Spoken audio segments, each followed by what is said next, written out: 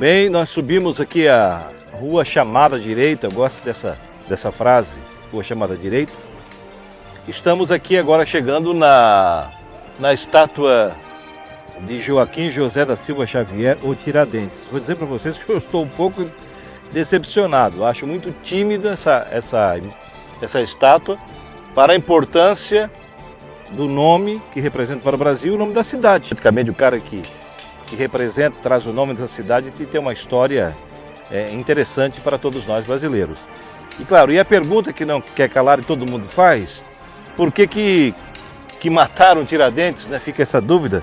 Então, cada vez que nós chegamos dia 21 de abril é notório, e nós estudamos isso no ginásio, depois no segundo grau, na história, afinal nós estudamos e lemos sobre o alferes Joaquim José da Silva Xavier. O alferes aí seria como se fosse pertenente ao nome se dava a uma pessoa ligada ao exército. A Zema está mostrando também uma igreja, que é São José Evangelista, e aqui mais à direita é o museu, nós estamos do lado do museu, que é a casa do Toledo, que era de um padre, onde Joaquim da Silva Xavier Tiradentes se reunia para, não digo conspirar, porque essa palavra não cabe, ele para organizar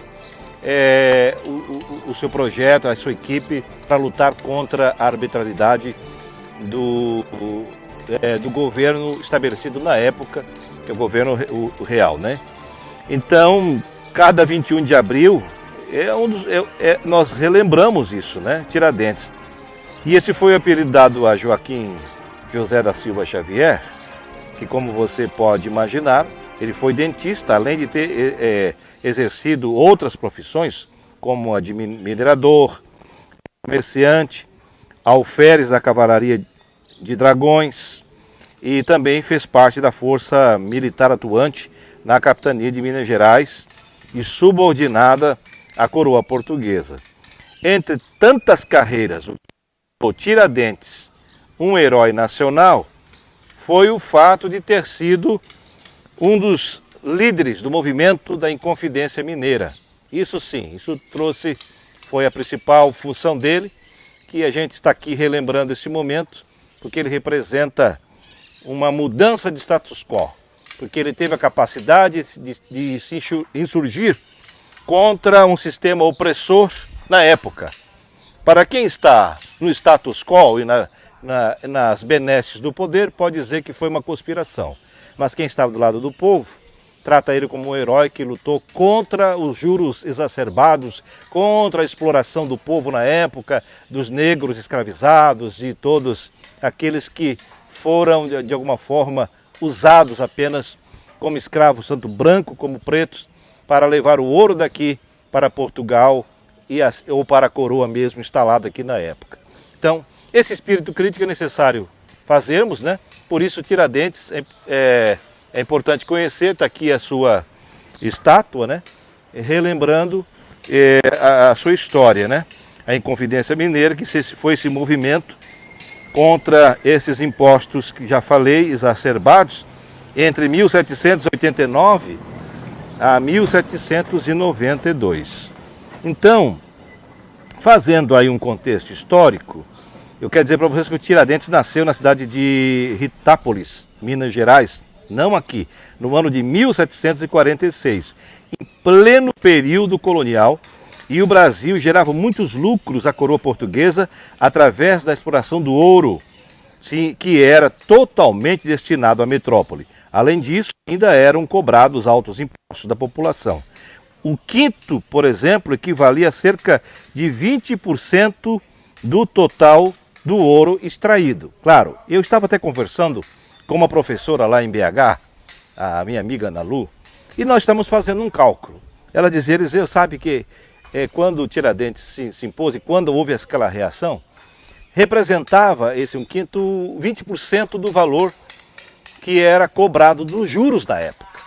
E eu pergunto para você que está assistindo aqui, e ela também questionou comigo, ele disse, será que hoje não pagamos muito mais? Quanto é que é a alíquota do seu imposto hoje?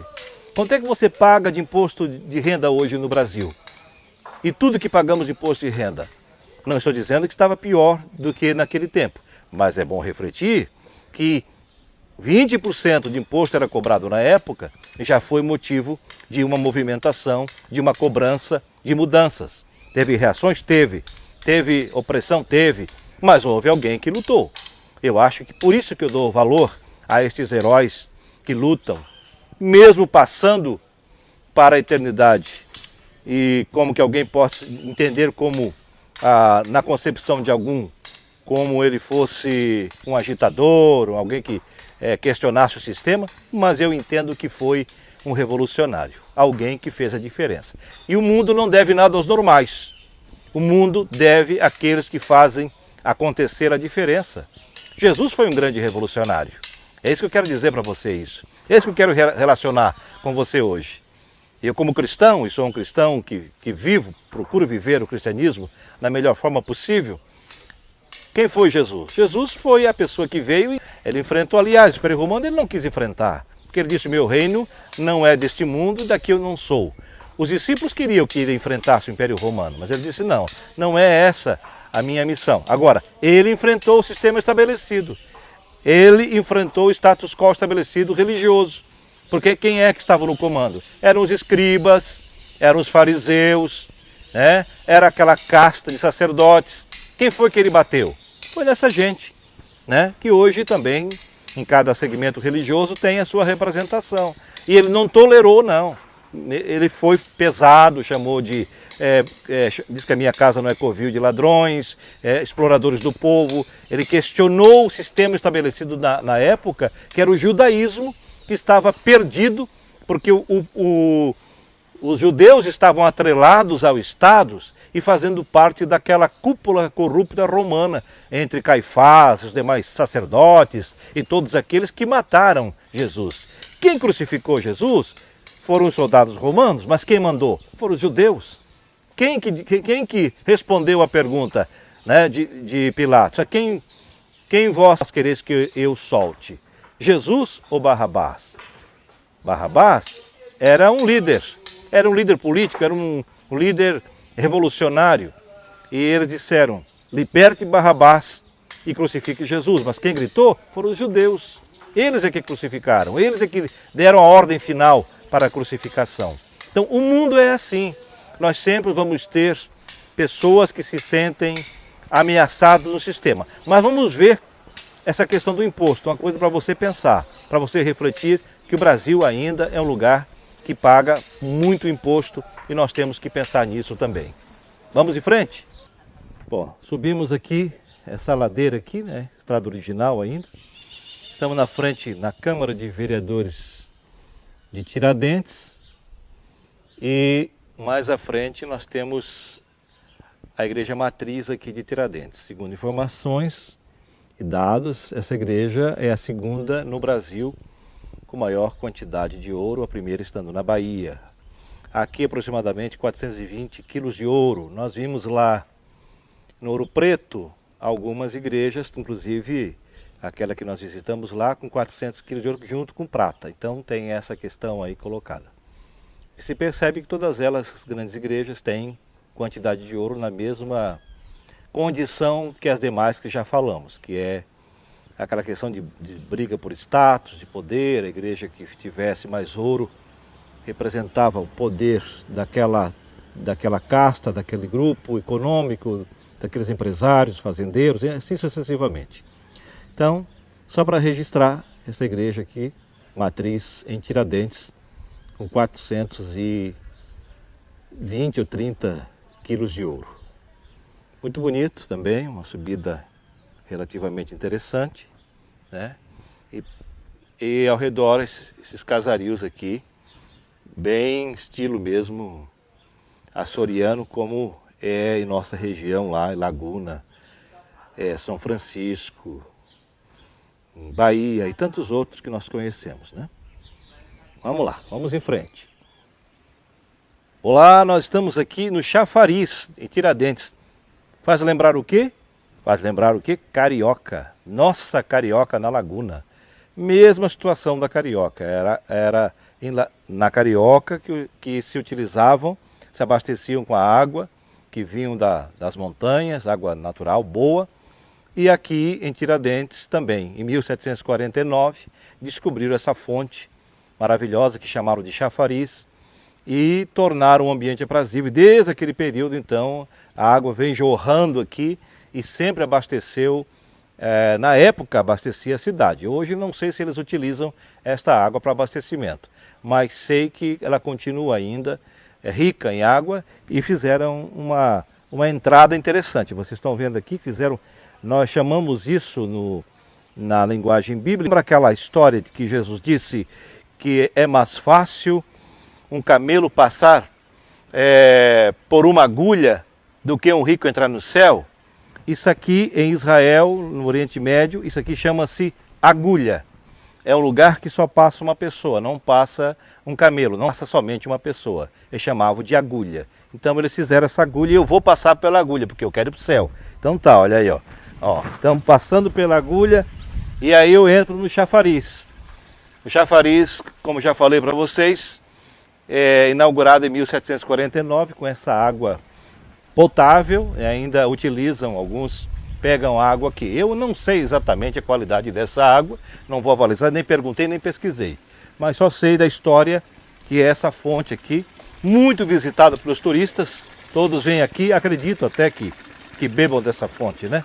Mas é mais ou menos aquele estilo da nossa carioca em Laguna. A água é encanada, devidamente encanada. Eu vou dar uma espiada aqui atrás para ver de onde vem aqui essa água. Exatamente, ela vem lá de cima de uma casa lá. Ela vem lá de cima, naquele mesmo processo que é feito em Laguna, processo de decantação, né? Vem de cima, vai decantando para ir purificando a água até chegar nesse estágio. Muito interessante, é mais uma opção, mais um lugar para ser visitado. Vamos em frente.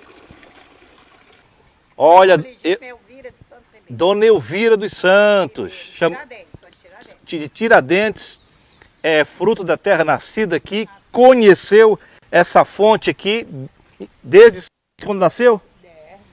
Desde quando nasceu. Essa fonte tem nome, não? Eu sempre chamou chafariz. E a senhora bebeu dessa água?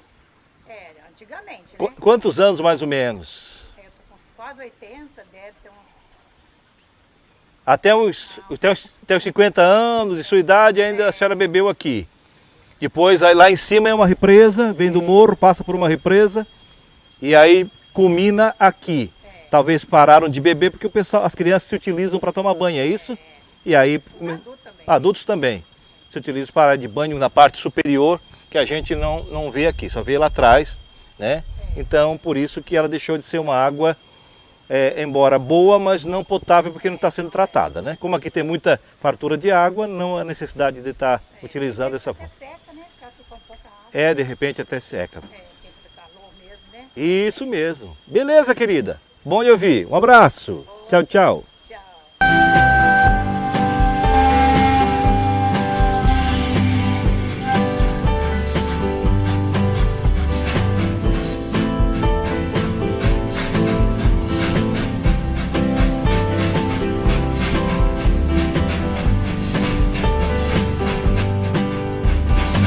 Agora nós vamos ver também a Maria Fumaça, a famosa Maria Fumaça, que nós todos conhecemos lá em Siderópolis, Criciúma, em vários lugares da região carbonífera, a famosa Maria Fumaça. Então vamos conhecer, aqui tem uma bela estação de trem e a Maria Fumaça leva o pessoal daqui, os turistas daqui para São João del Rei, no bate e volta. Então, só que funciona mais no final de semana. Muito bonito, vale a pena utilizar esse passeio, fazer esse passeio com a nossa famosa Maria Fumaça.